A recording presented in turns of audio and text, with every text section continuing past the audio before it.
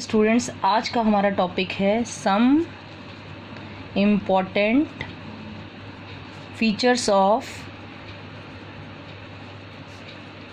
Of solid catalyst. क्या है? Some important feature of solid catalyst. या तो सॉलिड कैटलिस्ट के हम इम्पॉर्टेंट फीचर्स बोल सकते हैं, या आपको पता है कौन सा कैटालाइसिस? हीट्रोजेनस कैटालाइसिस। कौन सा कैटालाइसिस बेटा? हीट्रोजीनस कैटालाइसिस। कल मैंने आपको बताया था कि दो तरह का आपका कैटालाइसिस होता है, एक होमोजीनस और दूसरा हीट्रोजीनस, जहाँ पर आपका रिएक्टेंट और कैटालिस्ट दोनों की फेज सेम होती है, तो वो आपका होमोजीनस कैटालिस्ट कहलाता है और प्रोसेस कहलाती है होमोजीनस कैटालाइसिस। और जहाँ पर आपका रिएक्टेंट और कैटलिस्ट दोनों डिफरेंट फेज में होते हैं, कौन? रिएक्टेंट और कैटलिस्ट दोनों डिफरेंट फेज में होते हैं, वो आपका कहलाता है बेटा हीट्रोजीनस कैटालाइसिस। क्लियर हो गया? तो आज हम वहाँ पर जो आपका कैटलिस्ट है, सॉलिड कैटलिस्ट, उसके कुछ इंपॉर्टेंट फीचर्स पढ़ रहे हैं। Clear students? तो चलिएगा, सबसे पहले फीचर की तरफ चलते हैं हम कैटलिस्ट की। सबसे पहला कहलाता है एक्टिविटी। क्या कहते हैं सबसे पहले फीचर को हम? Activity of catalyst. एक्टिविटी का मीनिंग क्या होता है आपका? ध्यान से सुन लीजिएगा। एक्टिविटी मीन्स कि कैटलिस्ट जो है, इसकी capacity to increase the speed of reaction.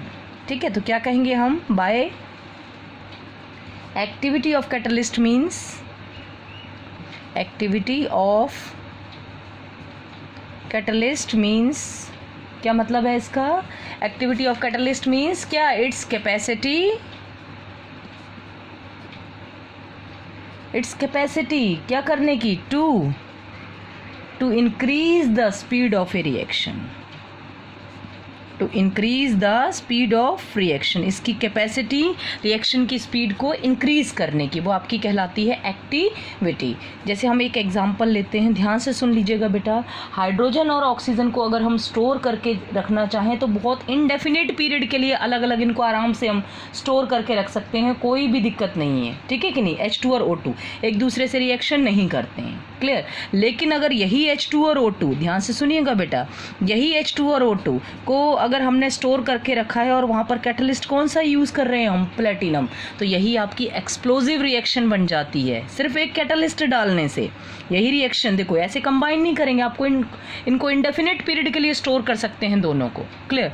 लेकिन जैसे ही ये किसके कांटेक्ट में आते हैं? प्लेटिनम के कांटेक्ट में आएंगे, तो इनके बीच आपकी रिएक्शन हो जाती है बेटा, और एक्सप्लोजिव रिएक्शन होती है, और ये फॉर्मेशन करते हैं किसका? वाटर का। क्लियर हो गया कि नहीं? तो समझ में आ रहा है बेटा? समझ में आया कि नहीं? क्या बताया मैंने कि हाइड्रोजन और ऑक्सीजन को आप लॉन्ग टाइम तक स्टोर कर सकते हैं, ये आपस में रिएक्शन नहीं करेंगे। लेकिन अगर आपने प्लेटिनम कैटलिस्ट यूज़ कर लिया, समझ में आया ना? कौन सा? प्लेटिनम कैटलिस्ट अगर आपने यूज़ कर लिया तो ये वाटर बनाते हैं और रिएक्शन आपकी एक्सप्लोजिव होती है। ठीक है, तो मैं यहाँ पर लिख देती हूँ, कॉम्बिनेशन ऑफ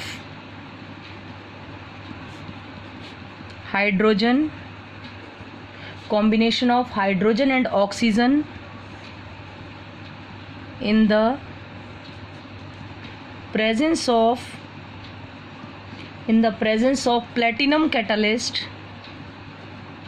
ठीक है बेटा, किसकी प्रेजेंस में? Platinum catalyst. To form water is explosive. कैसी रिएक्शन है? एक्सप्लोजिव रिएक्शन है बेटा। क्लियर हो गया कि नहीं? अब ध्यान से सुन लीजिएगा, जबकि in the absence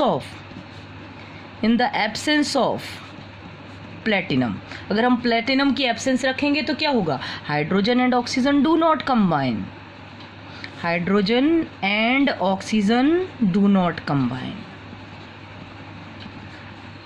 clear student? ये दोनों एक दूसरे से कंबाइन नहीं करते हैं अगर हम कैटलिस्ट की प्रेजेंस नहीं रखते हैं। ठीक, तो ये होगी एक्टिविटी ऑफ कैटलिस्ट की कैपेसिटी बढ़ाना, क्या करने की? रिएक्शन की स्पीड बढ़ाने की। किसके अंदर होती है? कैटलिस्ट के अंदर। तो ये फर्स्ट पॉइंट हो गया आपका कैटलिस्ट के एक्टिविटी, ये इसका स्पेसिफिक फीचर है। दूसरा पॉइंट होता है बेटा selectivity of catalyst.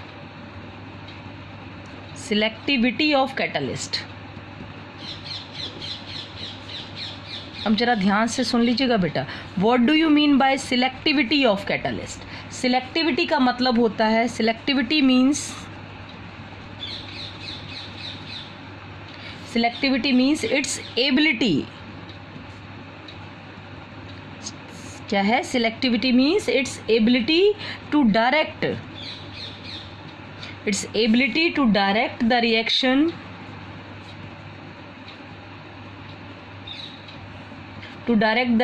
to form a particular product excluding other.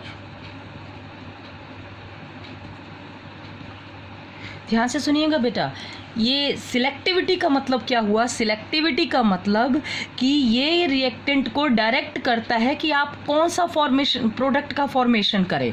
जैसे ये देख लीजिएगा, इसके ऊपर बेटा अभी बोर्ड के एग्जाम में अभी आपका 1 या 2 ईयर पहले इसके ऊपर क्वेश्चन भी आ चुका है, बहुत इंपॉर्टेंट है ये।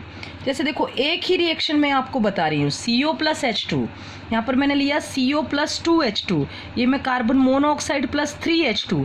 देखिएगा कैटलिस्ट जो है, क्या है कैटलिस्ट की सिलेक्टिविटी, कि ये इसकी एबिलिटी डायरेक्ट करने की रिएक्शन को to form a particular product. देखिएगा, जैसे फर्स्ट रिएक्शन है आपकी, उसमें मैंने कैटलिस्ट यूज़ किया है कॉपर। रिएक्शन वही किसके बीच है? कार्बन मोनोऑक्साइड और हाइड्रोजन के बीच, ठीक है कि नहीं? लेकिन कैटलिस्ट मैंने क्या लिया हुआ है? कॉपर। जब मैं कॉपर कैटलिस्ट लेती हूँ बेटा, तो यहाँ पर फॉर्मेल्डिहाइड आपका प्रोडक्ट बनता है।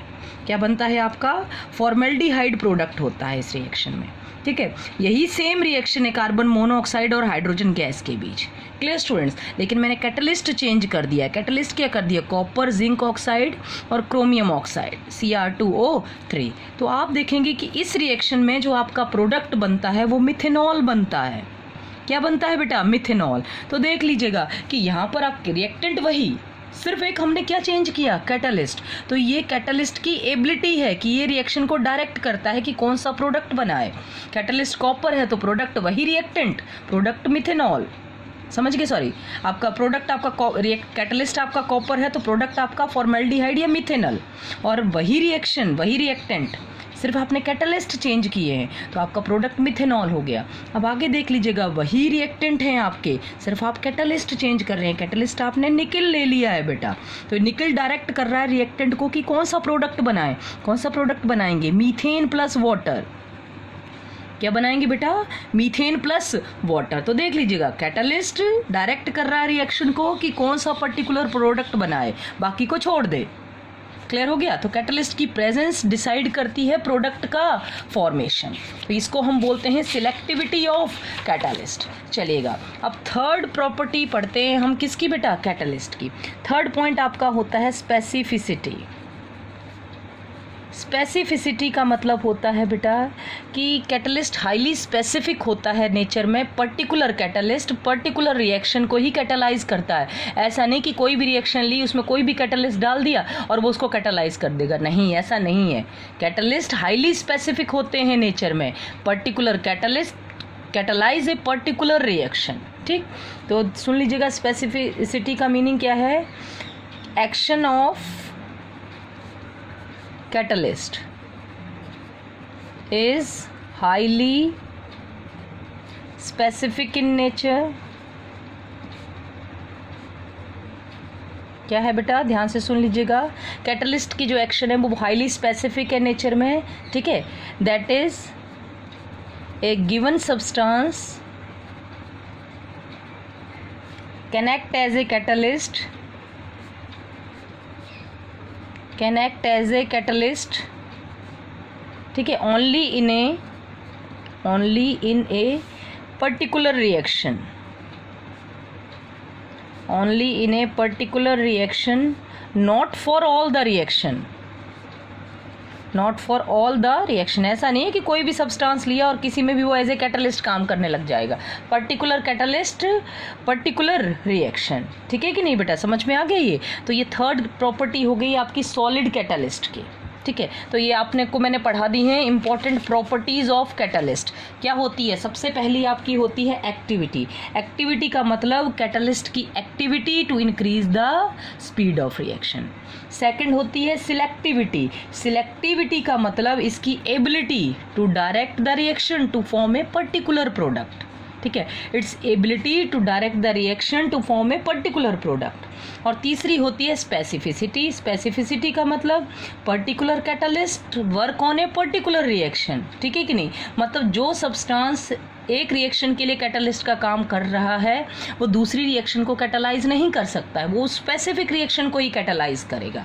तो ये आपकी मैंने पढ़ा दी आज क्या बेटा, प्रॉपर्टीज़ या सम इम्पॉर्टेंट फीचर्स किसके, सॉलिड कैटलिस्ट के। चलिएगा अब इसके बाद एक टॉपिक हम छोटा सा और कवर अप कर लेते हैं, that is shape selective catalysis. क्या मीनिंग होता है बेटा, जरा शेप सिलेक्टिव कैटालाइसिस का ध्यान से सुन लीजिएगा, क्या होता है आपका शेप सिलेक्टिव कैटालाइसिस। जब ध्यान से सुनना बेटा, जब कैटलिस्ट जो है उसका पोर स्ट्रक्चर डिसाइड करता है कि वो कौन से रिएक्टेंट हैं उनके लिए वो काम करेगा एज ए कैटलिस्ट, ठीक है। जब कैटलिस्ट का पोर साइज़ ये डिसाइड करता है कि कौन से रिएक्टेंट हैं जो उसके पोर साइज़ में आके फिट हो जाएंगे, उन्हीं के लिए वो काम करेगा एज ए कैटलिस्ट। जो उसके पोर साइज़ में आके फिट नहीं होते हैं जो रिएक्टेंट, उनके लिए वो कैटलिस्ट का काम नहीं करता है। इसलिए इस प्रोसेस को हम बोलते हैं शेप सिलेक्टिव कैटालाइसिस। तो लिख लीजिएगा जरा इसके बारे में क्या होती है। एक कैटालिटिक रिएक्शन, क्या कहेंगे हम, a catalytic reaction which depends upon the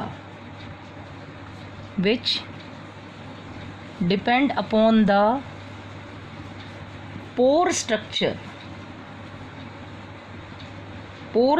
of catalyst,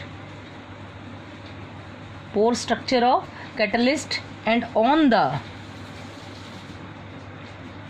size of reactant, ठीक, and the product are called क्या बोलेंगे इसको, या सॉरी आर कॉल्ड नहीं, इज कॉल्ड, क्या कहलाएगा आपका, shape selective catalysis.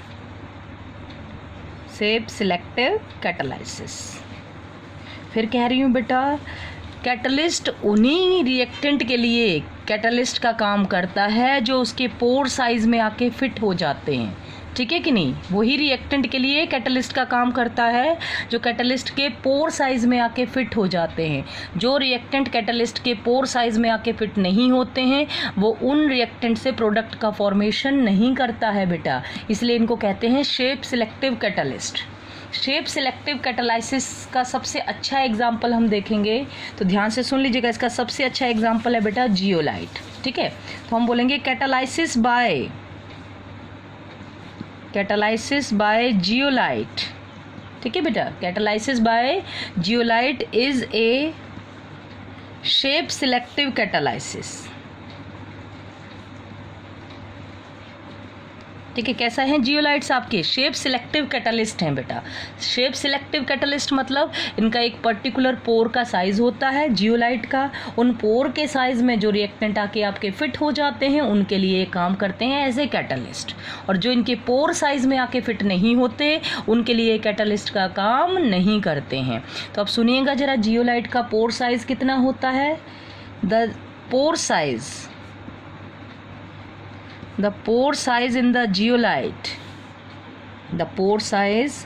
in the geolite ranges from